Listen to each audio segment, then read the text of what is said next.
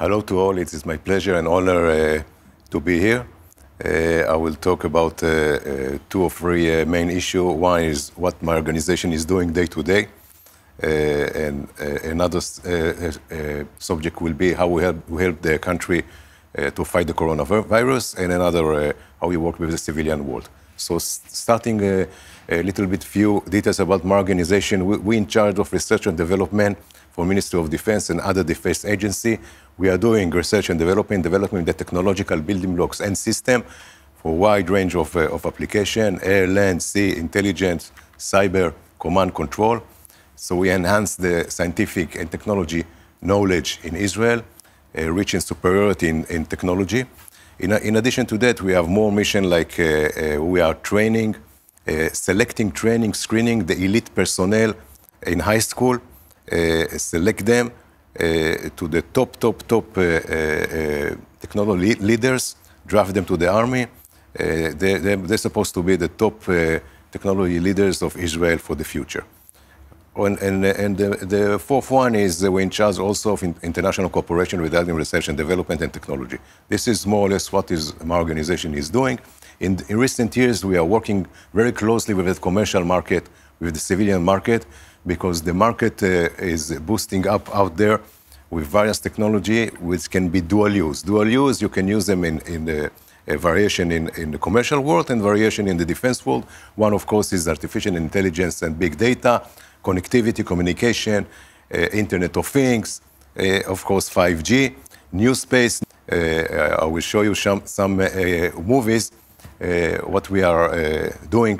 By examples, this, for example, is almost self-own protection system that protects tanks against anti-tank missiles that shoot at us. You can see through intersection. This is a new autonomous fighting vehicles, new generation of vehicle. You can see inside the 3D augmented reality, and all based artificial intelligence. This is our vision to use laser to intercept incoming rockets and missiles to create dome around the cities, around the formation, that everything that want to hit us will be targeted and burned by a laser. And this is, of course, the Iron Dome.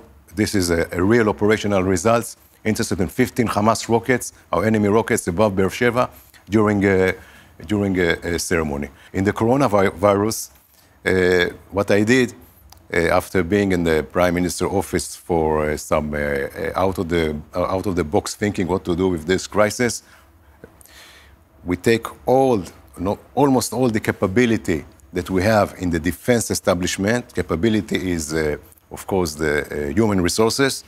I have many experts in many fields, devoted, know how to work from research and development to produce the solution and assimilation in the field. And we put everyone into the game. We work together with my people, of course, university, research center, defense company, commercial company, startups all over the country. And we try to help.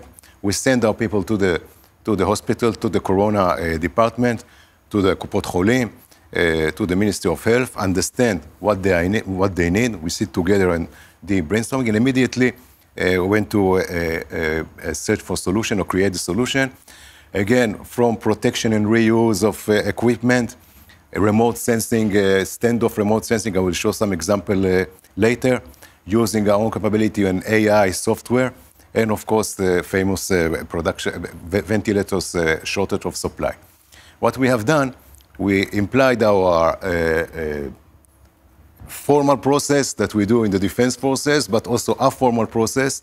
Instead of getting an operational requirement or let us say exposed hidden need, we went again to the hospital and revealed their needs and analyzed the problem. Studies very fast. Some of the issues, of course, many of the issues have never been known to us ever. We are in the defense world, technology world, and we went to develop the solution. I can divide our effort, which is a massive effort, and I think it's the first time ever that we deviate our ship, very fast to deal with the medical problems. And as far as I know, it's never been done anywhere around the world. I can divide it into 3 sections. In the left section, we see a life-saving technology. Life-saving technology, the famous one is, of course, ventilators. There's a shortage of supply on ventilators we can buy, of course, around the world from suppliers, but nobody sells to you because each country keep their stock for itself.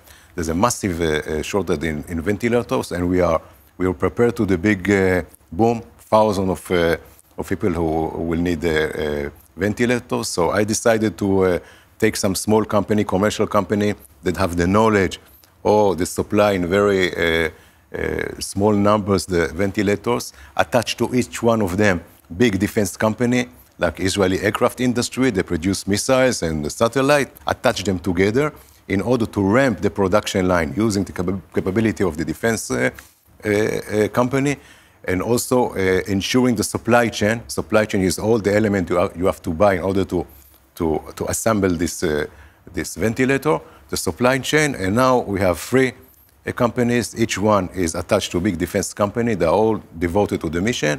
And we have a secure supply chain, which even now producing the ventilators. So we develop technology that you can sense the measures of the patient from standoff, from few meters away. You don't have to come close. Using laser or infrared or even radar, we take from the defense world the radar, and you can measure the measures from standoff. B, we connected all the elements from ventilators to monitors to a central location. We digitized everything. And C, which was a massive effort, we connect all the hospitals in Israel to one center that you can see everything, what is the situation of the patient in this hospital. You can go down to the certain patient and see the measure, how many ventilators we have, how many beds we have, what is the condition of the teams. Everything is controlled. We did it in few weeks, which is normally take 5 years. In few weeks, we put into the game more than 100 programmers and analysts to do it. So this is, let us say, preparing for the wave and activated, efficient, and in optimal manner. And the third group, which is very, very important, I call it game changer. Game changer is concentrated around test. Massive, fast, and reliable tests. Tests today, the regular PCR take you to do it between, depends where, between 5 to 7 hours or 8 hours. Only the test, the biological chemical test. You add the logistic from test to result can take you a few days, depends how much you're efficient. We want to create technology that you take the test and you get the result in 30 seconds immediately. And then you can open the economy, open the airports, you can act very fast. I want to reach to 100,000 tests a day. I give you some example showing some movies. What we have done is already, of course, activated. Here we can see a breath analyzer. You breathe 3 times to some tube. We take the tube to some machine, electronic machine. The machine gives you a result in 30 seconds. It radiates some electromagnetic radiation. We deviate this technology from defense to this area. This is another technology. You breathe again. You breathe to your breath, and then you put it in a small machine that smells the virus, and you get the solution again from few tenths of seconds. Most of the technology, some already assimilated in the field, in the hospitals. Some we are still testing them, passing for all the chain, of course, Helsinki committee, and getting thousands of patients to prove that the system can work. Adding layers of artificial intelligence, machine learning, because the system is learning all the time when you give them more and more patients. So I hope will be soon will be some activation in the field on authorization, Israeli FDA or American FDA, for the game changers. I think there are much more examples.